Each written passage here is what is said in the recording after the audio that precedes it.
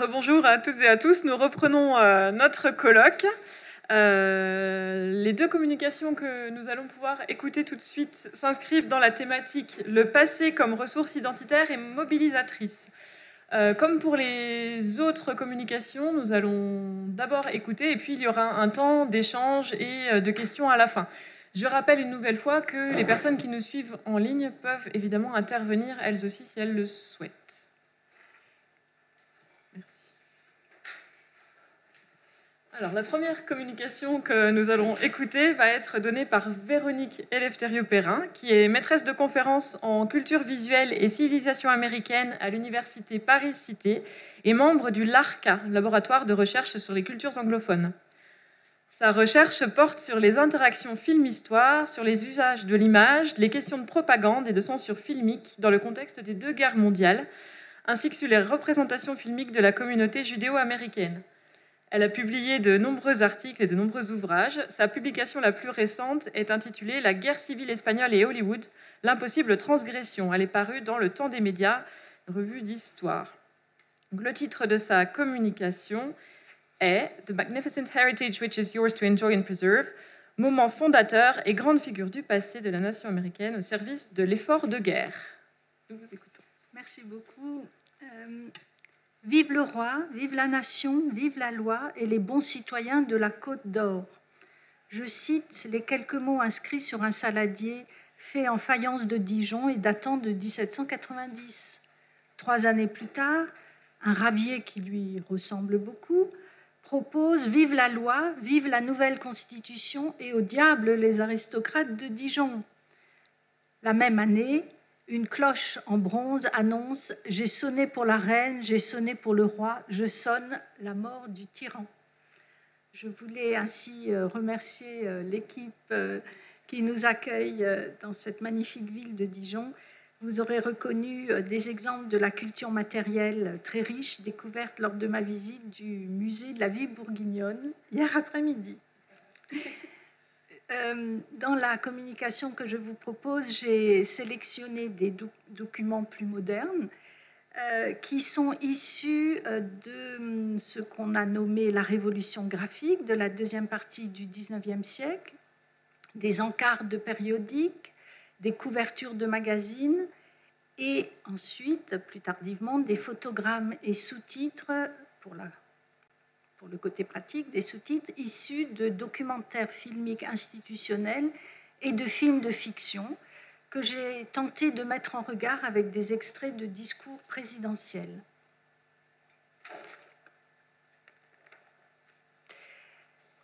Ces mots, prononcés par le président Woodrow Wilson, sont extraits d'un discours daté de l'immédiat après Grande Guerre, alors que la conférence de la paix est encore en cours. Ces lignes évoquent la présence tutélaire des hommes de la première génération, je le cite, qui sont les témoins admiratifs des pourparlers de cette après-guerre. Parmi eux, The First American, Benjamin Franklin, auquel il est fait référence dans un discours donné par le même Wilson dans les premières semaines de la conférence, où il est fait allusion à un élément de mobilier, une table, The Historic Table, qui établit le lien entre générations, entre passé et présent. Cette table a servi à la signature du traité d'alliance franco-américaine signé en mars 1778. Ce lien est rappelé, magnifié de façon récurrente dans des moyens d'expression comme celui nommé cover art, c'est-à-dire des couvertures illustrées, et c'est devenu techniquement possible à partir de la toute fin du XIXe siècle, soit pour des périodiques déjà anciens, comme The Saturday Evening Post, soit l'un des nombreux périodiques grand public ou general interest, ou professionnels qui seront publiés à partir de cette époque. Ce fragment de discours présidentiel que j'ai mis ici en regard avec... je suis allée... Pardon ? Ah, d'accord, ok. Donc, j'étais allée trop vite en besogne, je reste sur cette diapo. Pau, c'est la bonne, oui. Donc, vous voyez ici l'illustration que j'ai choisie est celle qui place la guerre hispano-américaine de 1898 sous la tutelle du général Washington, commandant en chef de l'armée continentale durant la guerre d'indépendance, la date de début étant rappelée en regard de celle de 1898 de façon très explicite. Ce fragment de discours présidentiel prononcé par Wilson évoque les épreuves d'un après-guerre. C'est davantage sur le passage d'un état de paix à un état de guerre que je désire centrer cette communication, autour de la question de l'appel qui est fait au moment fondateur de la nation américaine et aux figures de son passé dans le contexte d'une préparation à un conflit armé, d'une déclaration des buts de guerre et d'une justification des sacrifices individuels et collectifs.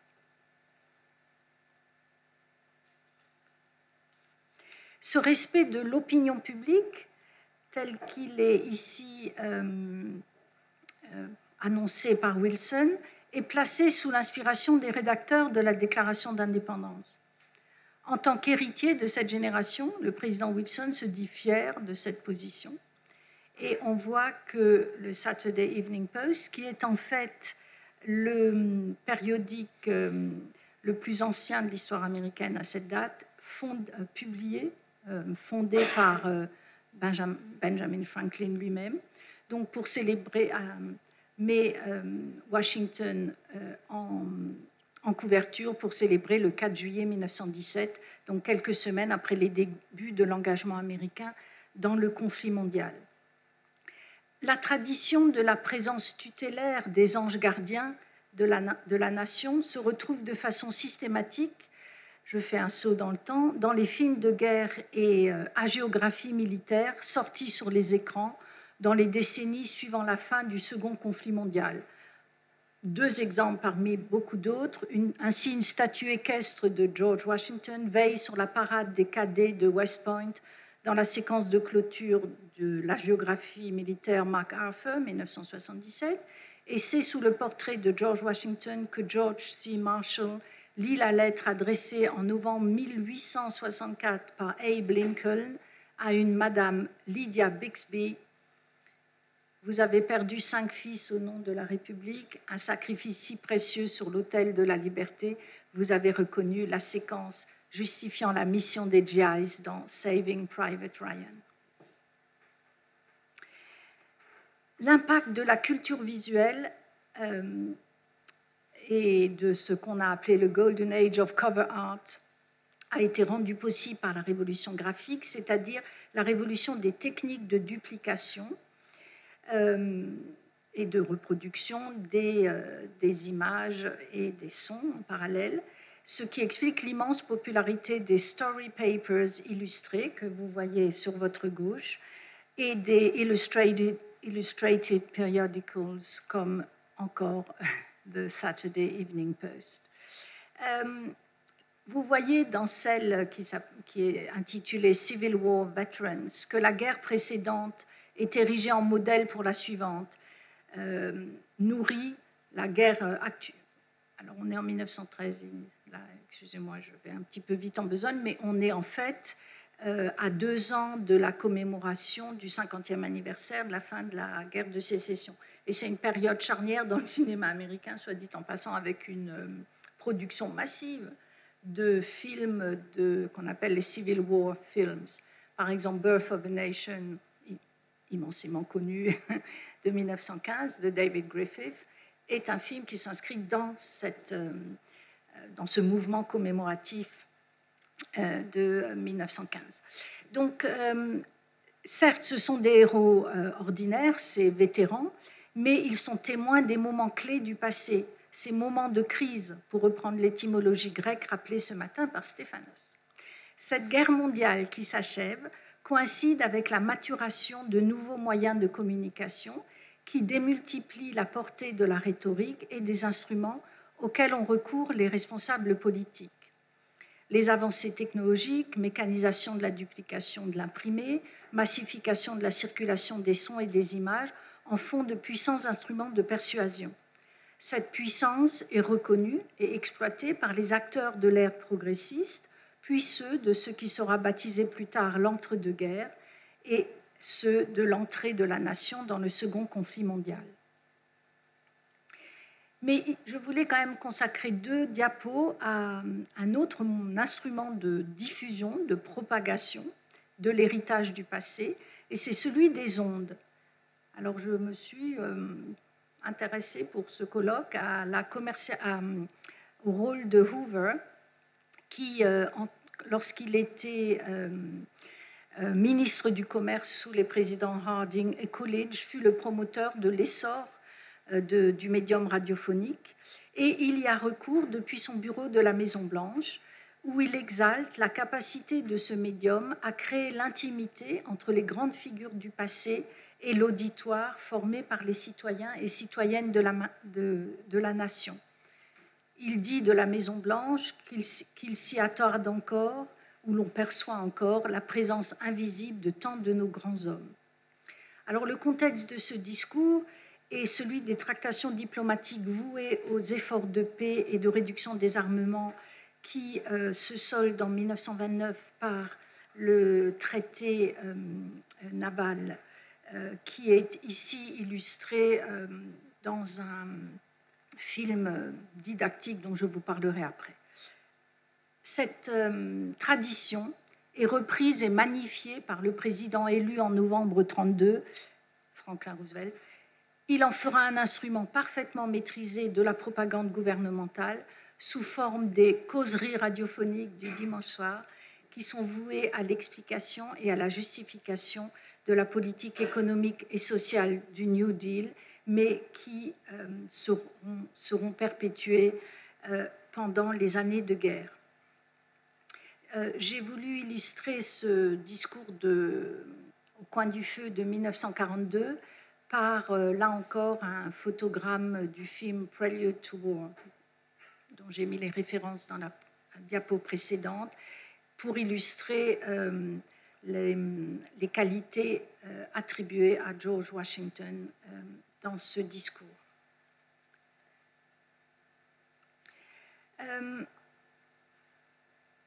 Je retourne un peu en arrière pour parler de l'impact de la culture filmique qui, bien sûr, jouera un rôle fondamental dans ces liens, ces interactions entre passé et présent.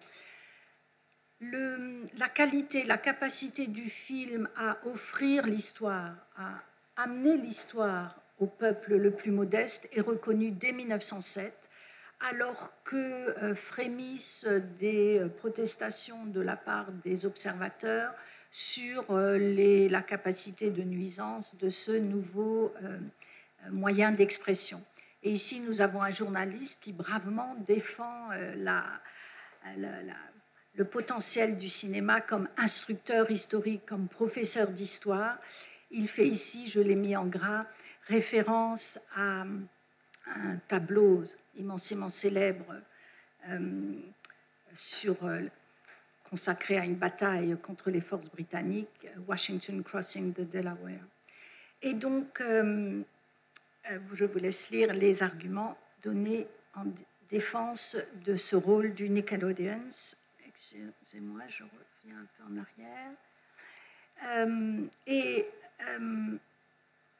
Vous voyez, je vous ai mis en violet cette affirmation publiée en 1940 dans le New York Times Film Review, Count on Warners, ici c'est Warner Brothers, to inject a note of contemporary significance.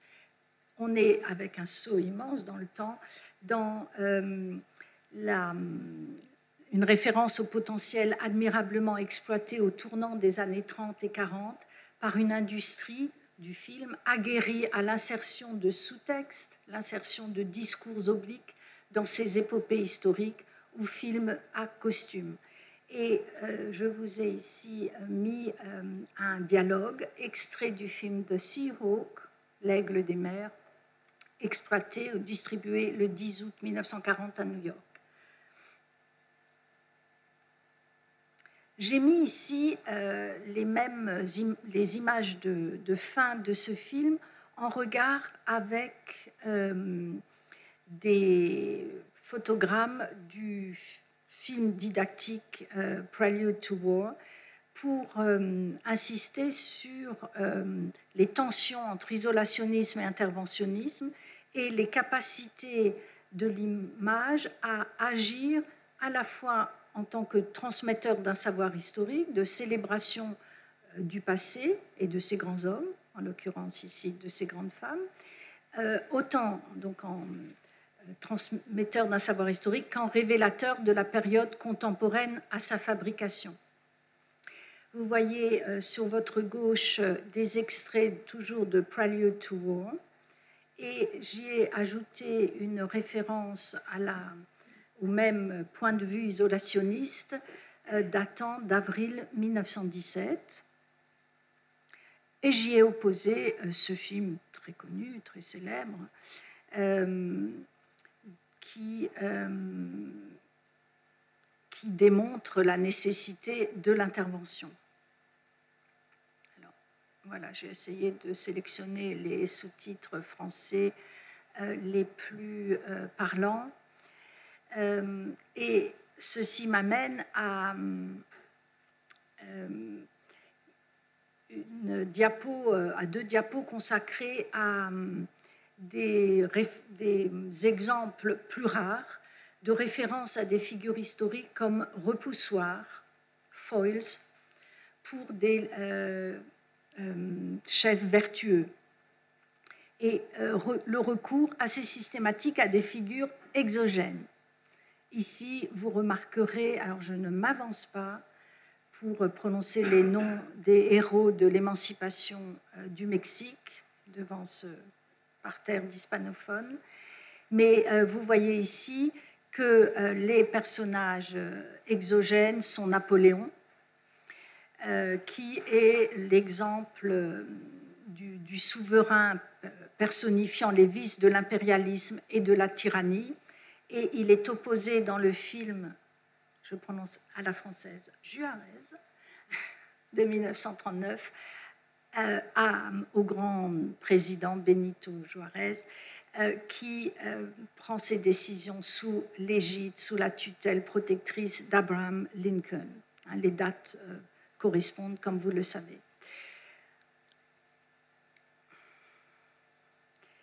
J'ai voulu introduire les références à un film réalisé en 1963 qui est époustouflant et que je vous invite à découvrir, 7 Days in May, et qui lui aussi fait référence aux vertus des grands anciens et de la Constitution par opposition aux tyrans des temps modernes. Or ici, le tyran, c'est la tyrannie, c'est la menace nucléaire.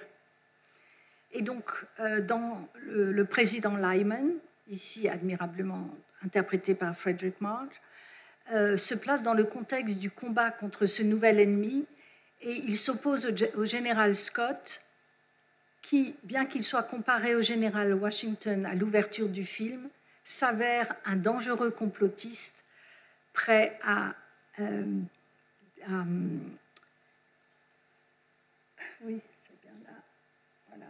un dangereux complotiste comparé à Napoléon pour ses ambitions et à Judas pour sa traîtrise, et qui s'apprête à renverser le gouvernement américain.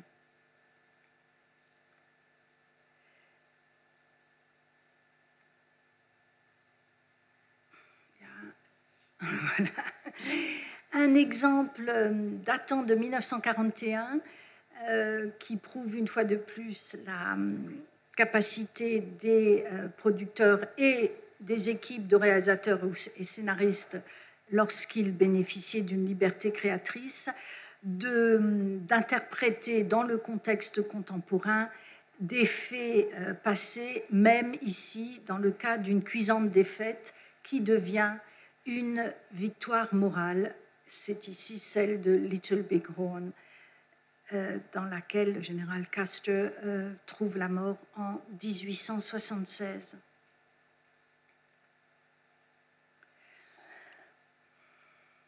La biographie des héros de la Grande Guerre joue un rôle très important dans cette tension entre isolationnisme et interventionnisme. Et le modèle héroïque auquel ce général donc de la Grande Guerre, ce général américain, a recours dans son entreprise de persuasion est Daniel Boone, B-E-O-N-E, qui est venu dans la Tennessee Valley, celle d'Alvin York, le troufion que vous voyez ici, interprété par Gary Cooper, venu dans la Tennessee Valley chercher des terres nouvelles et qui a donc ouvert ce qu'on a appelé le Cumberland Gap. C'est un pionnier présenté comme possédant toutes les vertus attribuées aux frontiersmen, la bravoure et la témérité parmi elles. On repère une tension dans les travaux de propagande entre deux stratégies. Est-il plus efficace de décrire les vices des régimes totalitaires, de décrire les horreurs des totalitarismes et la nature de l'ennemi, ou faut-il mettre en avant les vertus de la démocratie? Je vous ai choisi comme illustration toujours des extraits de Sergeant York pour la partie hollywoodienne et pour la partie film institutionnel, des extraits de cette même bande didactique destinée prioritairement aux combattants et qui associe ces deux ambitions. Décrypter le mal tel qu'incarné par les forces de l'Axe. Plusieurs des opus de la série Why We Fight sont intitulés Know Your Enemy. Et y répondre, et deuxième ambition, y répondre point par point par un rappel didactique des valeurs démocratiques.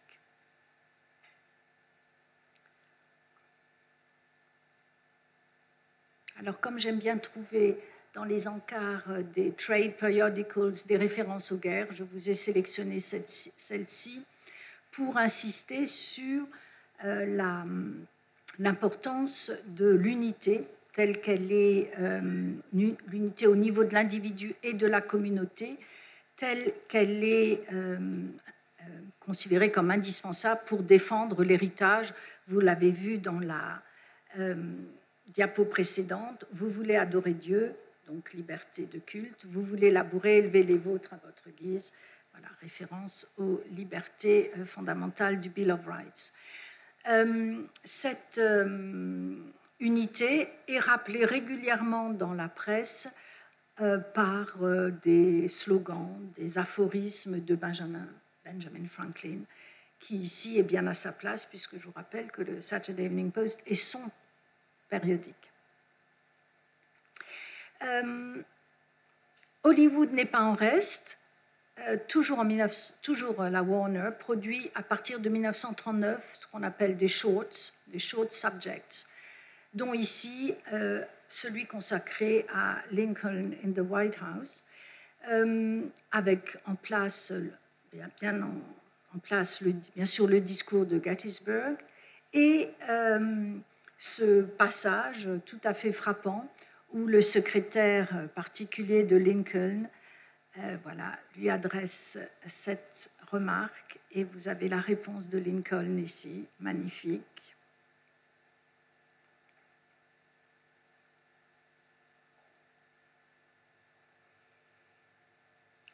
Donc, on est en 1939, abat les antagonismes géographiques, ce que dans le contexte de la guerre de sécession on appelle sectionalism, et fin des dissensions nord-sud, fin des dissensions politiques à l'intérieur des partis politiques, avec une réconciliation suprême telle qu'elle est proposée ici par cette couverture du Saturday Evening Post en janvier 40. Alors, on peut interpréter ce choix de couverture que vous avez ici comme s'inscrivant dans une logique commémorative, mais également comme un appel à l'unité des citoyens de 1940 face à un péril extérieur, parce que c'est la commémoration de la date de naissance du général Lee.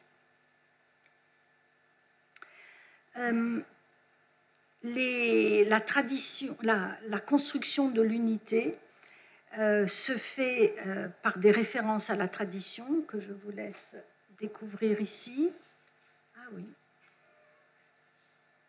je m'en doutais.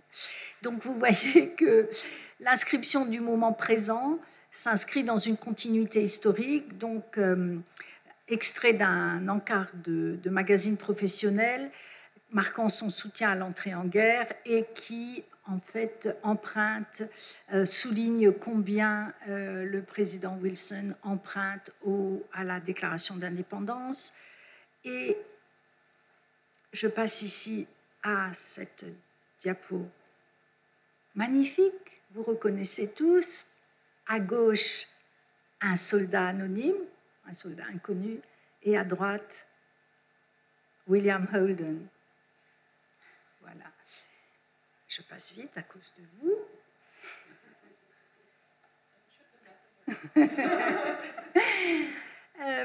Un film de 1943, certes, mais qui revient, vous le voyez avec le photogramme de gauche, à la construction dans l'urgence de l'effort de guerre, effort accompagné par le soutien moral de qui? De Washington. Vous avez le Washington Monument en arrière-plan et le soutien matériel avec la puissance formidable de la production d'armement américaine. Tout ceci, et pourquoi ce sacrifice individuel? Ce sacrifice collectif tel qu'il est appelé de ses voeux dans les discours, eh bien pour assurer future and security. On en parlait ce matin.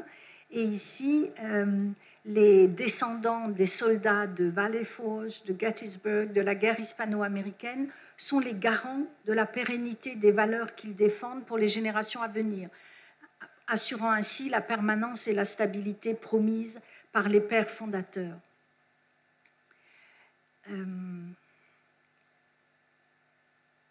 J'ai presque fini. La figure privilégiée parmi les anciens est celle du président de la jeune République, on l'a vu, et de ses successeurs. Alors ici, la fonction qui lui est attribuée, je laisse Wilson la donner. Et vous avez même des cas où Lincoln est associé vraiment par une analogie très explicite à Wilson. Alors, toujours dans la visée de rappeler les principes qui doivent être défendus, la loyauté, la fidélité à la patrie, pour réveiller et exacerber le sentiment patriotique. Alors ici, avec un exemple de world melodrama à gauche, au milieu, un exemple de Liberty Loan Short, c'est la propagande typique des années 17 à 18, et une fois encore Washington, mais ici, lisant la Constitution. Donc vous avez une véritable sacralisation de la Constitution. Regardez quand même là. Vous l'avez repéré, la Constitution? Derrière Judy Garland. Donc même dans les exemples les moments de détente, de divertissement offerts aux soldats, la Constitution est toujours là. Elle est là dans les propaganda shorts, ici s'inspirant d'œuvres picturales et une sculpture extrêmement populaire aux États-Unis. Et je finis avec cette référence à ce film que le colloque m'a permis de redécouvrir, 7 Days in May, avec en regard cette référence de Roosevelt à la Charte des droits. Et nous avons entendu ce matin la question du futur, du futur possible. Et ici, dans ces années 1960, il est fait référence à la fin de 7 Days in May, au nouveau combat des années 60, à travers non pas des figures de sages clairvoyants, Franklin ou Washington, mais à travers des figures d'activistes qui inscrivent leur combat dans l'Amérique contemporaine, et tout particulièrement à travers le personnage d'ancien Marine, interprété par Kirk Douglas. C'est lui qui dénonce les comploteurs et c'est lui qui s'apprête à mettre son talent et ses principes au service de la défense des droits civiques.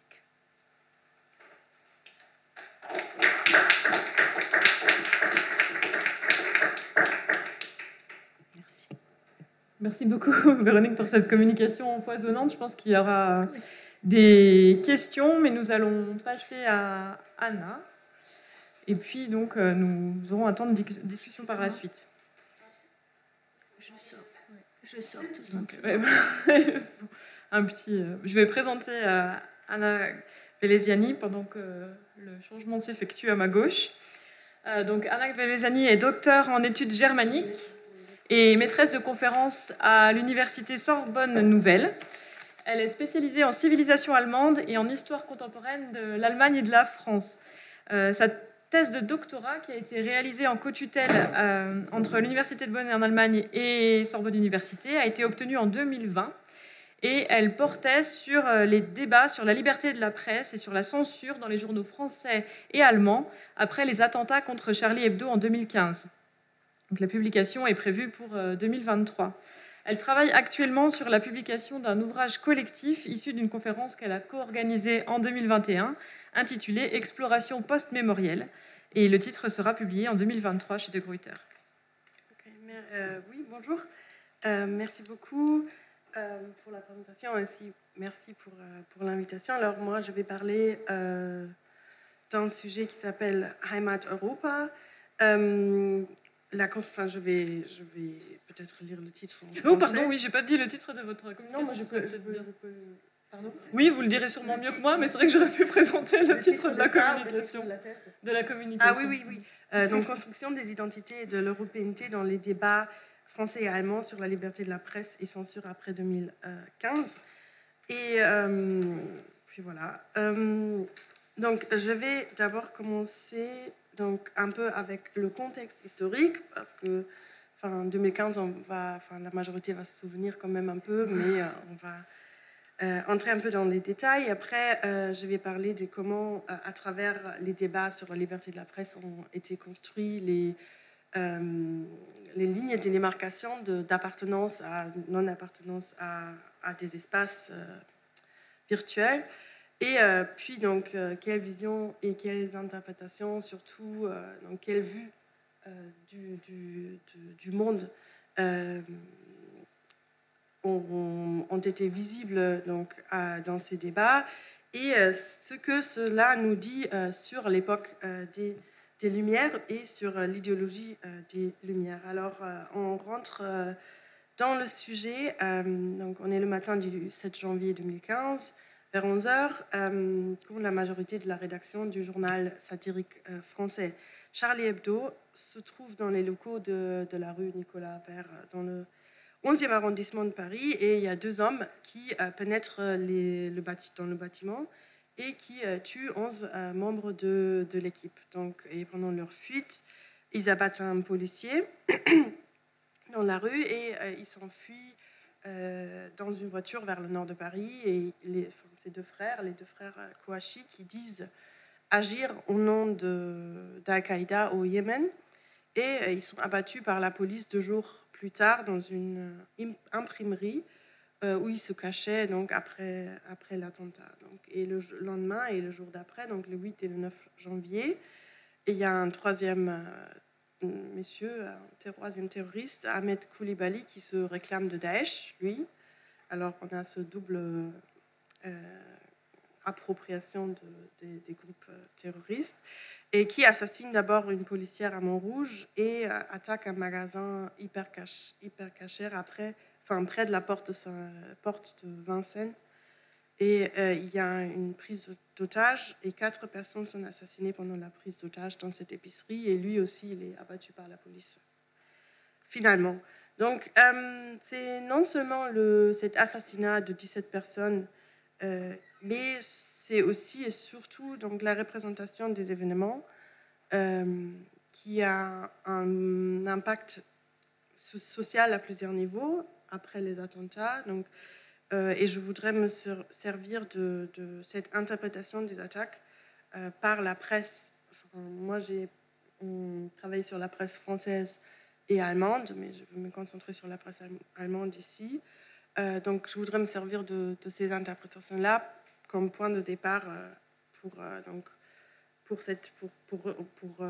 revoir cette discussion transnationale. Donc, la liberté de la presse est devenue un sujet central dans ces débats allemands et aussi français, et après aussi sur le niveau international. Donc, c'est devenu un sujet central après les attentats contre la rédaction de Charlie Hebdo.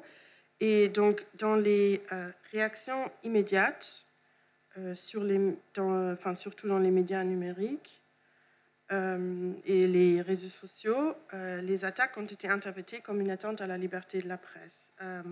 Alors, ce n'était pas seulement l'assassinat, mais il y avait tout de suite une interprétation comme une attaque contre la liberté de la presse. Et dans les heures et les jours suivant les attentats, cette interprétation s'est aussi répandue donc, dans la presse, depuis, je veux dire, les réseaux sociaux et la presse en ligne. Donc, ça s'est répandu aussi dans la presse écrite, la presse imprimée en France et en Allemagne et partout dans le monde. Donc, vous avez vu les unes des journaux américains, danois, turcs, etc. Donc, les thématiques liées à cette interprétation sont alors réunies pour former un discours assez diversifié. Alors, vous voyez aussi ici sur cette illustration, donc, il y avait celles et ceux qui se réclamaient Charlie et celles et ceux qui disaient exprès de ne pas être Charlie. Donc, il y avait quand même des voix discordantes. Et donc, il y avait ce discours qui s'est enchaîné et qui était constitué des textes qui soulevaient souvent, et là je parle de la presse imprimée, donc constitué des textes qui soulevaient souvent les questions fondamentales sur l'identité européenne. Alors d'abord l'identité française, nationale, républicaine, puis aussi il y avait les Allemands qui ont repris cette argumentation, et après, donc, dans un deuxième temps, sur le niveau européen. Donc, il s'agit donc d'identifier la manière dont sont évoqués les termes liberté de presse et censure, et comment ils sont mis en relation avec un passé commun de la société. Donc, les sources principales, c'est les journaux allemands, complétés par les journaux français. Et j'ai pris les journaux de très haut tirage seulement, pour avoir vraiment cette portée sur le niveau national. Et donc, dans la période après les attentats, donc à partir de janvier 2015, j'ai notamment regardé les journaux jusqu'en 2017, juste parce que, surtout après les attentats du Bataclan, il était beaucoup moins question de Charlie Hebdo en général. Donc, voilà. En ce qui concerne les réactions immédiates qui sont liées à ce mot dièse, je suis Charlie, qui est devenu viral dès le 7 janvier, alors vraiment directement après les attentats. Ce sont surtout les prises de parole sur le web et dans les réseaux sociaux, comme par exemple Twitter, que vous voyez ici, et aussi Facebook, qui étaient d'abord les plus visibles, bien sûr. Alors la presse était un peu plus lente, je veux dire.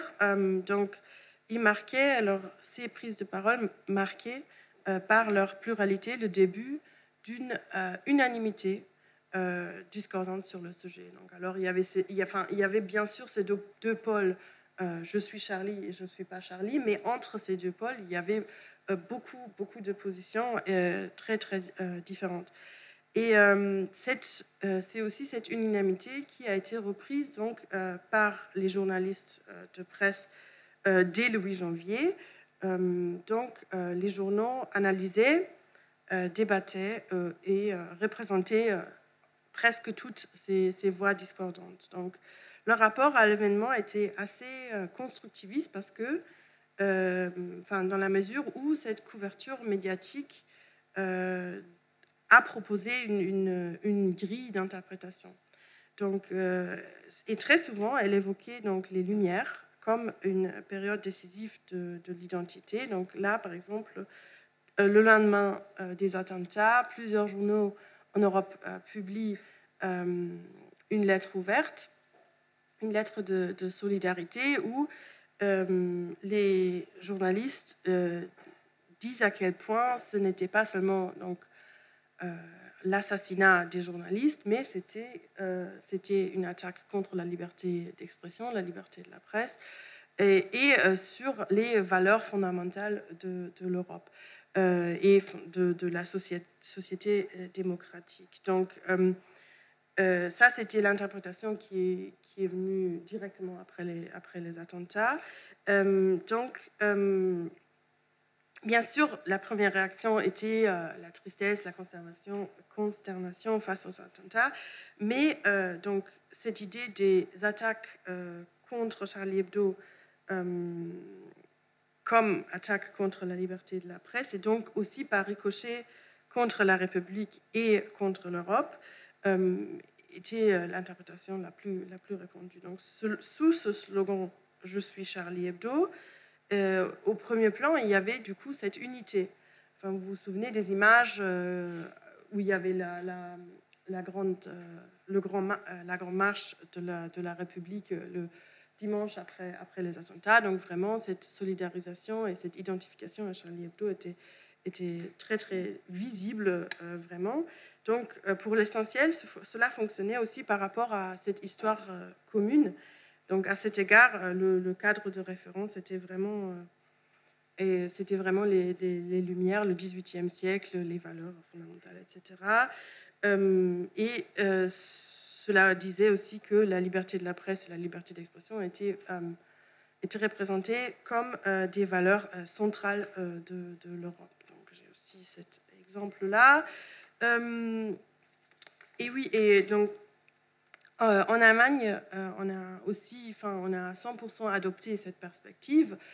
Si c'était au début plutôt une interprétation française qui faisait le lien avec le mot de la République, avec cette identification de la République française, les Allemands, ils ont vraiment adopté cette perspective et cette interprétation. Et tous ces exemples, sauf un seul, sont des exemples allemands.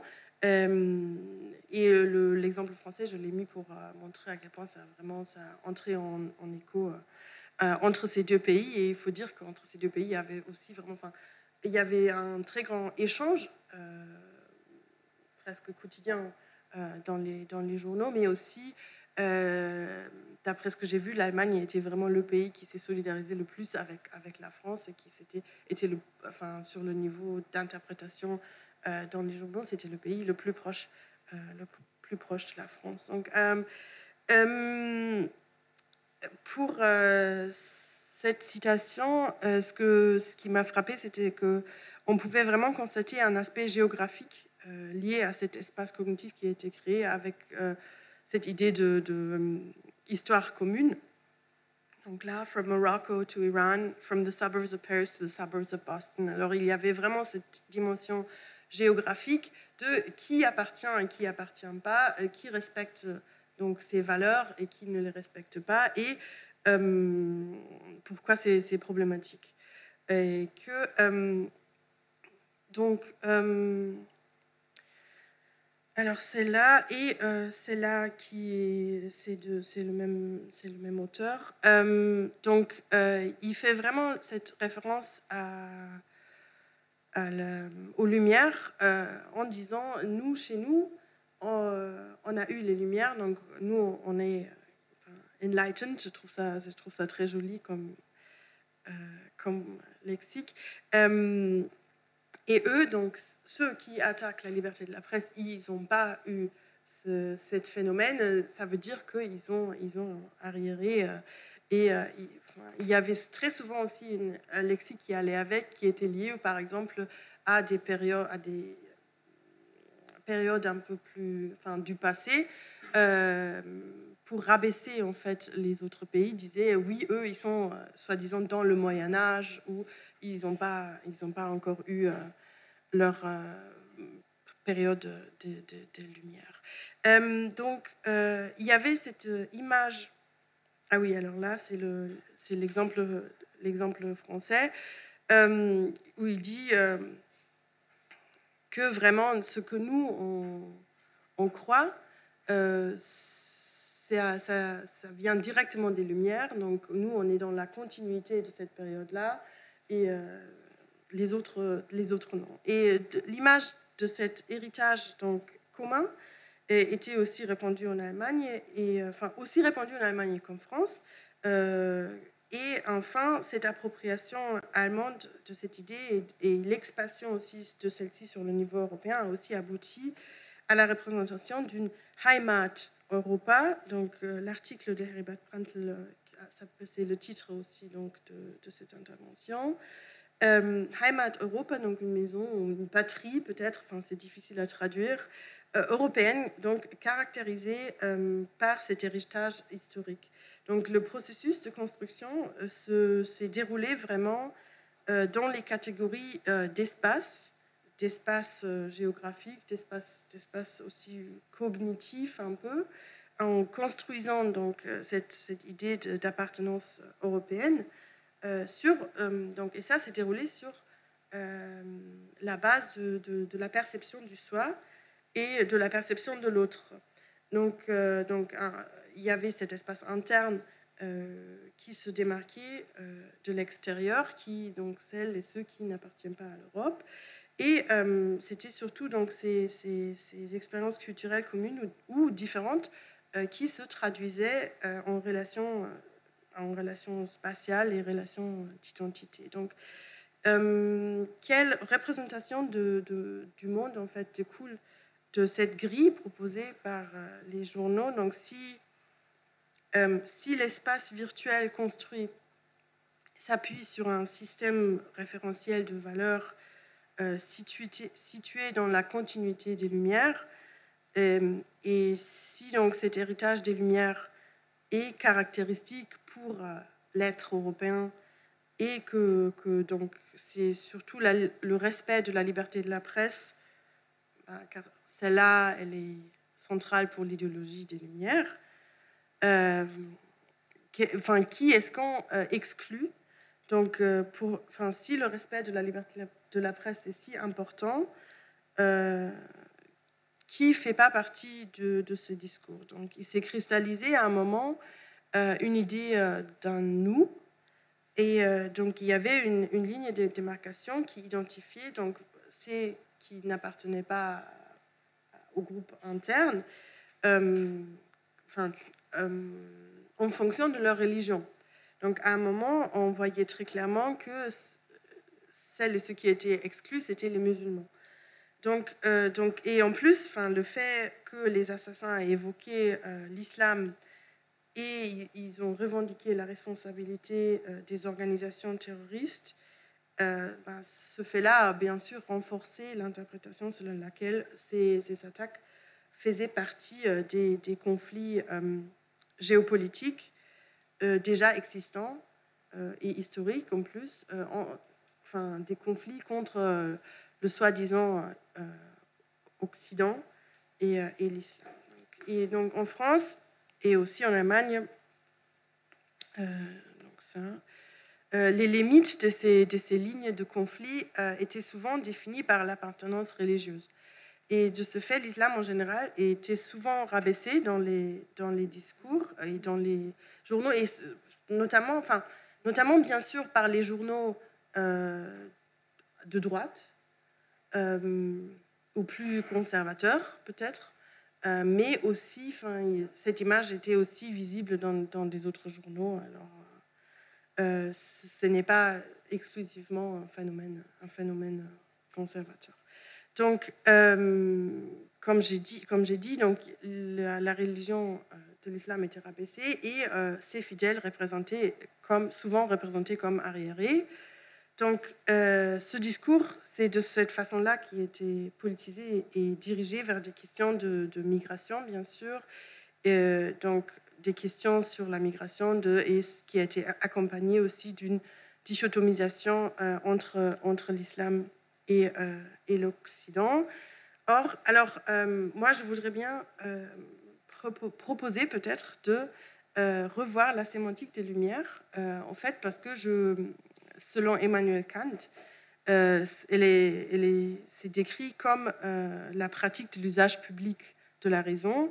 Or, ce concept, dans l'idéologie de ce concept, s'adresse à tous, et elle promet aussi l'inclusion, la liberté et le progrès. Mais ce qu'on oublie souvent, c'est que cette inclusion conduit aussi à l'exclusion. Par exemple, l'être humain féminin, qui par Kant est défini comme déraisonnable, autant que les étrangers, etc., donc, qui sont ainsi généralement exclus de la libre prise de parole en public. Donc ici, dans notre contexte, cette hostilité qui se produit par cette asymétrie vise l'islam. Donc elle contribue à la construction d'une conception du monde qui donc marginalise certains groupes de population sur la base de leur appartenance religieuse. Et ce serait donc intéressant de revoir peut-être cette sémantique des Lumières afin d'éviter de les instrumentaliser et de politiser d'une manière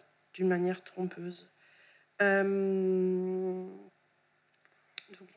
oui, voilà. Je vais terminer ici parce que j'ai 20 minutes.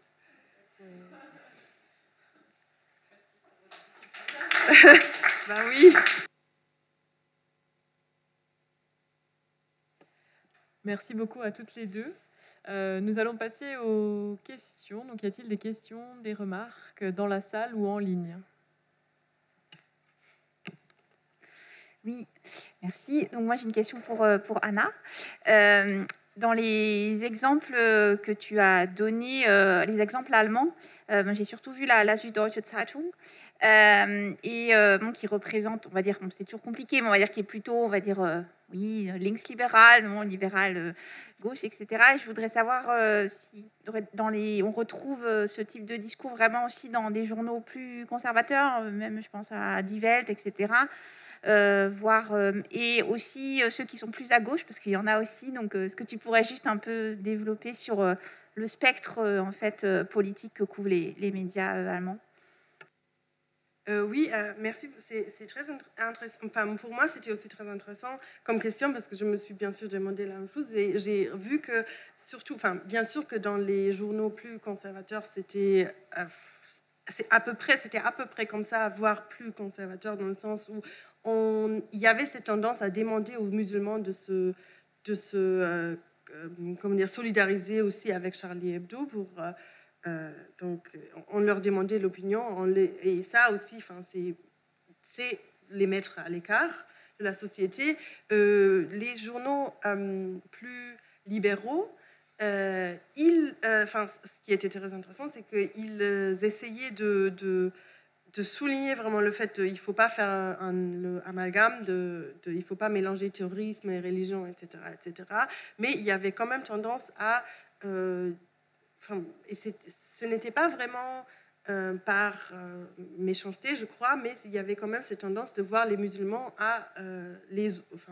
c'était les autres quand même. Ça restait les autres, ça restait un groupe particulier. Et il y a aussi les références à la Aufklärung, enfin aux Lumières aussi dans les autres. Les autres médias. Oui, cette référence de Aufklärung, c'est presque partout, et il y a surtout un certain sens de fierté de cet héritage. Alors on dit Voltaire, Montesquieu, etc., pour faire cette référence, pour dire à quel point on est fier de cet héritage.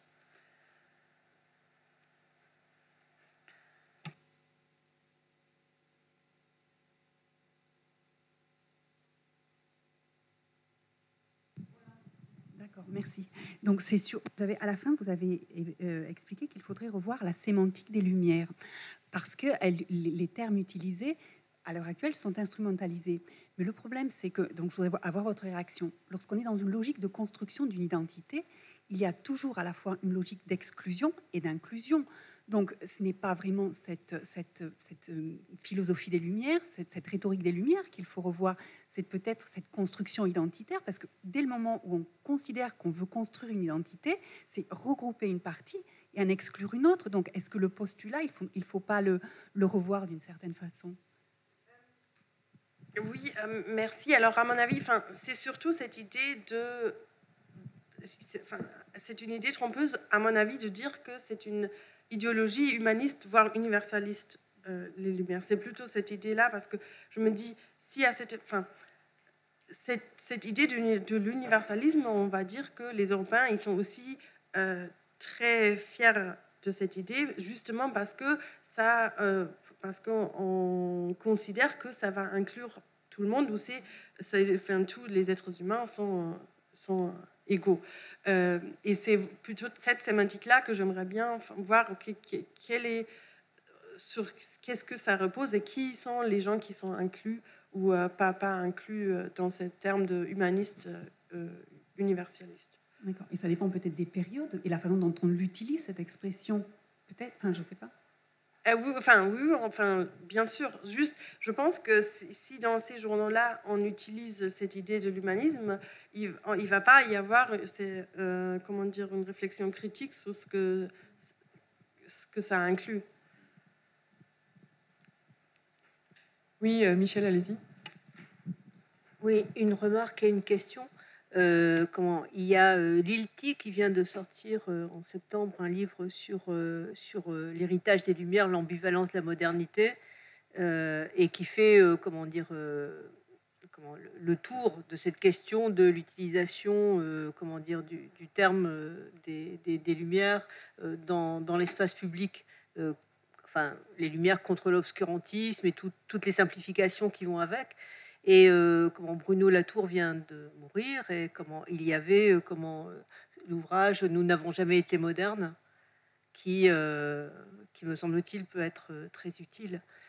Et ma question, c'est comment le Charlie Hebdo, d'après l'attentat, aborde cette question des Lumières. Oui. Alors, Charlie Hebdo, c'est vraiment le seul journal à refuser complètement ce discours. Parce que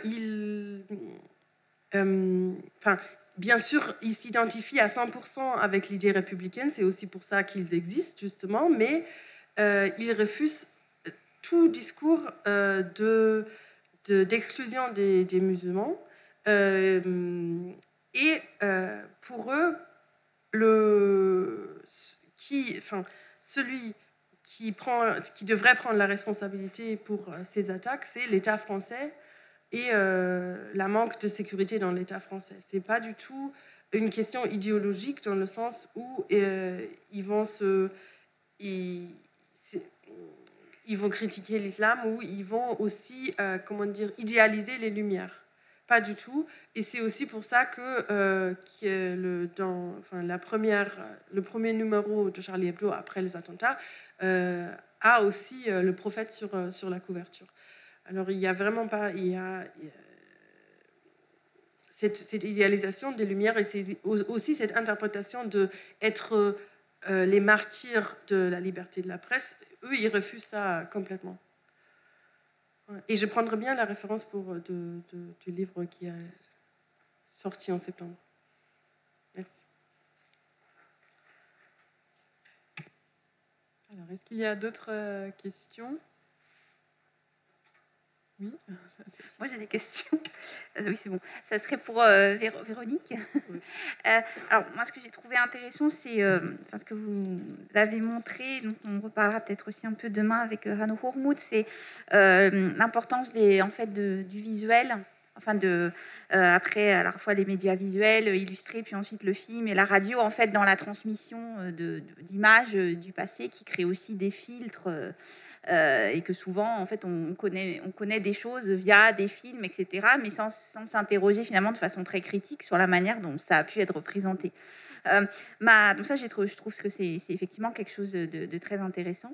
Ma question, c'était, comme vous avez mélangé en quelque sorte des références qui dataient de la Première Guerre et du contexte de la Seconde Guerre, ce que je voulais savoir, c'est si vous avez remarqué dans les études quand même des changements entre les figures qui sont convoquées dans la Première Guerre et dans la Seconde. Alors, j'ai vu qu'il y a quand même des choses qui reviennent, mais est-ce qu'il y a quand même des déplacements, soit dans le choix des références, soit dans leur traitement entre la première et la seconde guerre. Bon, sachant que je suppose que la première devient aussi une référence au niveau de la deuxième, mais voilà, si vous pouviez éventuellement préciser quelques évolutions à ce niveau.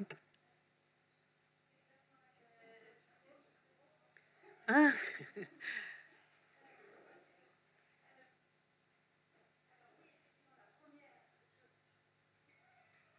Je commence par la fin de votre question. Oui, tout à fait. C'est fascinant comment les biographies d'hommes tels que Alvin qui a existé, qui était un chasseur des Blue Hills du Kentucky et qui va devenir un modèle pour les interventionnistes.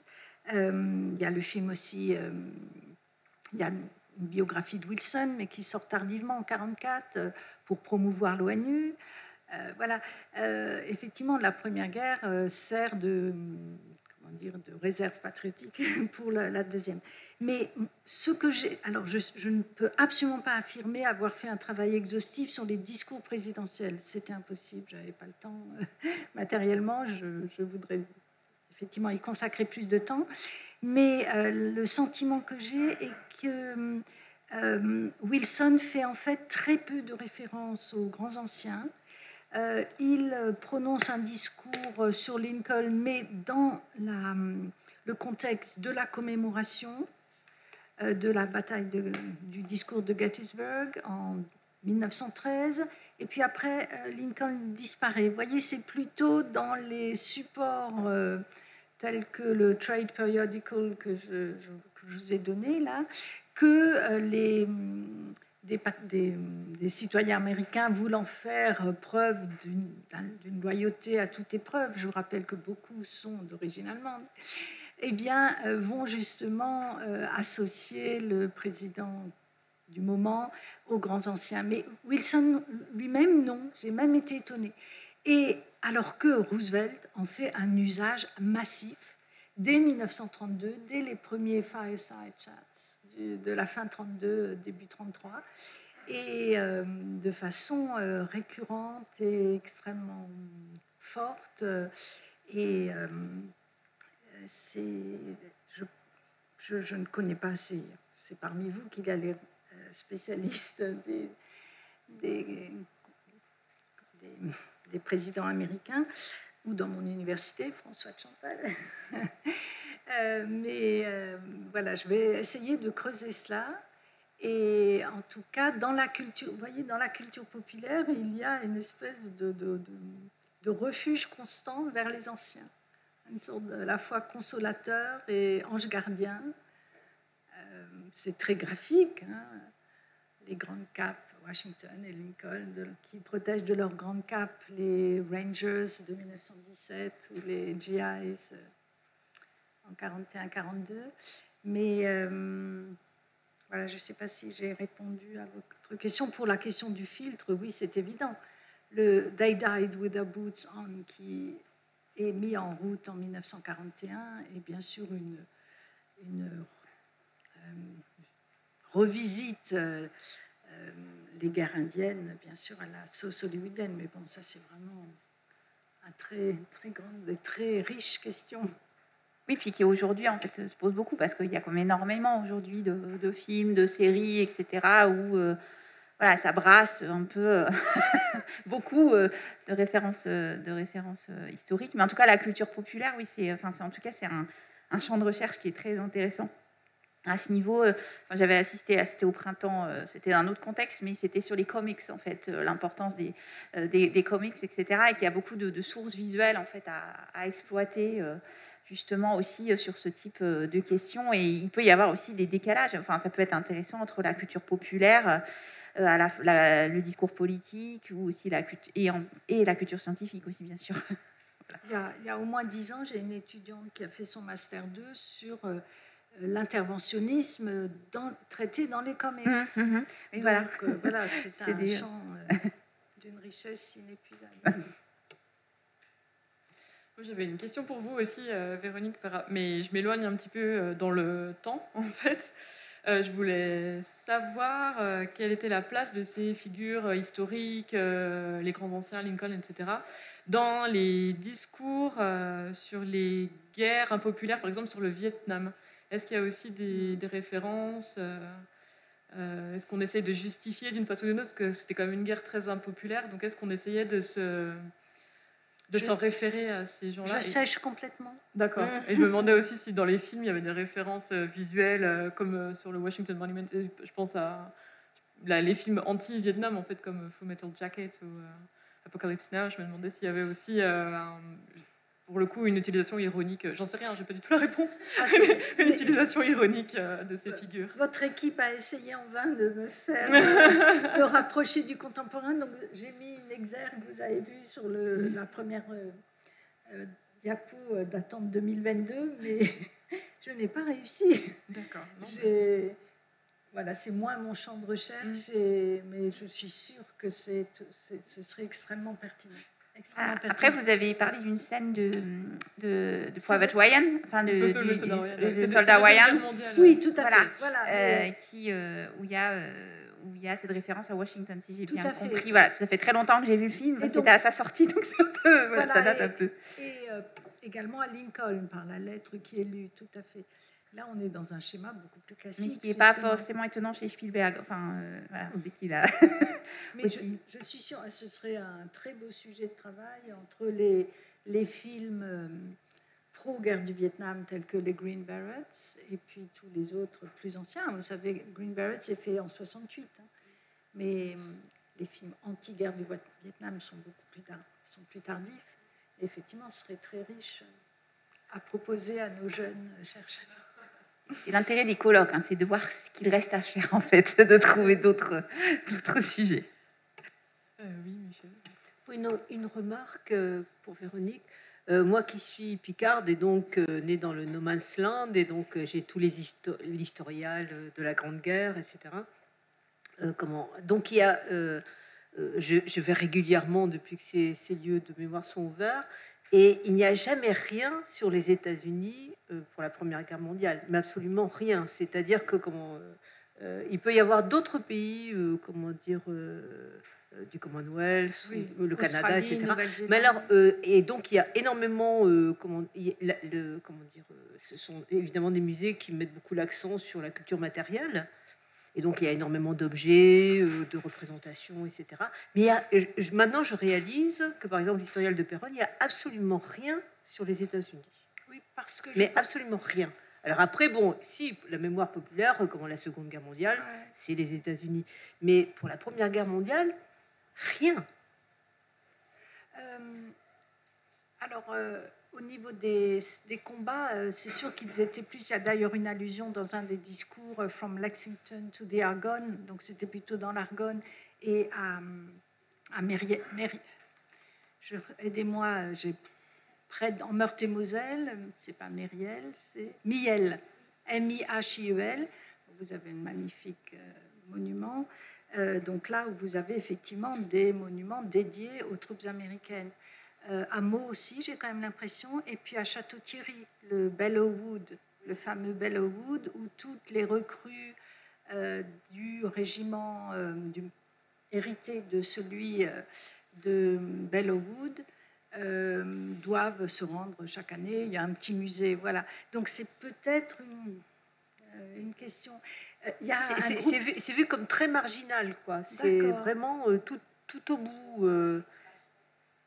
Il y a un groupe de recherche qui s'appelle Mémoire croisée sur les guerres, War Memories, les collègues de Caen, Rennes, Mémorial de Caen, et je participe depuis une dizaine d'années à leur colloque, et ils ont toujours des spécialistes des monuments de guerre, des War Memorials venus de Nouvelle-Zélande, d'Australie, d'Angleterre, et moindre doute pour la seconde. On consacrait beaucoup de travail à votre région. Oui. Non, mais pas le moindre doute sur la Deuxième Guerre mondiale, mais pour la première, vraiment, comment je réalise maintenant que je cherchais des objets, des représentations, et je ne voyais rien d'exposé dans la Somme, etc. Oui. Château-Thierry, le Belleau, B-E-2-L-E-A-U, est très intéressant. Merci. Ok. Est-ce qu'il y a d'autres questions? Apparemment pas. Donc oui, nous allons conclure cette première journée.